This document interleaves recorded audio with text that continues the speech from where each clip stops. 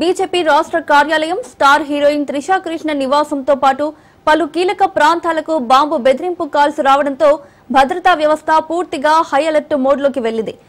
నిన్న సాయంత్రం నుంచి బెదిరింపు కాల్స్ వరుసగా రావడం ప్రారంభమయ్యాయి. సీఎం స్టాలిన్ నివాసం, చెన్నై రాజ్ భవన్, బీజేపీ పార్టీ కార్యాలయం, సినీ నటి త్రిషా ఇంటికి ఫోన్ కాల్స్ ద్వారా బాంబులు పెట్టామంటూ బెదిరింపులు రావడంతో పోలీస్ శాఖ అప్రమత్తమైంది.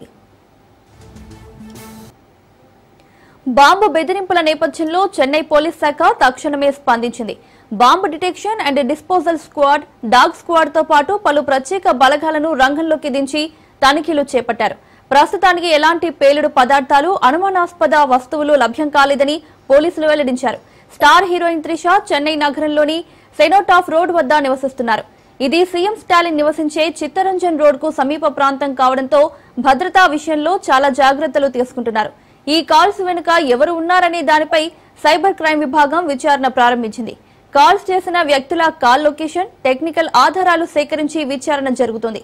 ఇది కేవలం ఆకతాయిల ప్రయత్నమా లేక రాజకీయ లేదా వ్యక్తిగత కుట్రల భాగమా అనే కోణంలో దర్యాప్తు చేస్తున్నారు. ఇక ఇదే అంశానికి సంబంధించి మరింత సమాచారం మా ప్రతినిధి రత్న అందిస్తారు. రత్న. మౌనిక, తమిళనాడులో రాజకీయ సినీ ప్రముఖులకు బాంబు బెదిరింపు ఘటన కలకలం సృష్టిస్తోంది. సీఎం స్టాలిన్ నివాసం దగ్గర నుంచి మొదలుకొని రాజ్భవన్ తో పాటు పలువురు హీరోలు, పలు రాజకీయ కార్యాలయాలకు కూడా ఈ యొక్క బాంబు బెదిరింపులు అనేవి చేశారు కొంతమంది ఆగంతకులు. బీజేపీ స్టేట్ ఆఫీస్ తో పాటు హీరోయిన్ త్రిషా నివాసానికి బాంబు బెదిరింపు కాల్స్ అనేవి చేయడం జరిగింది.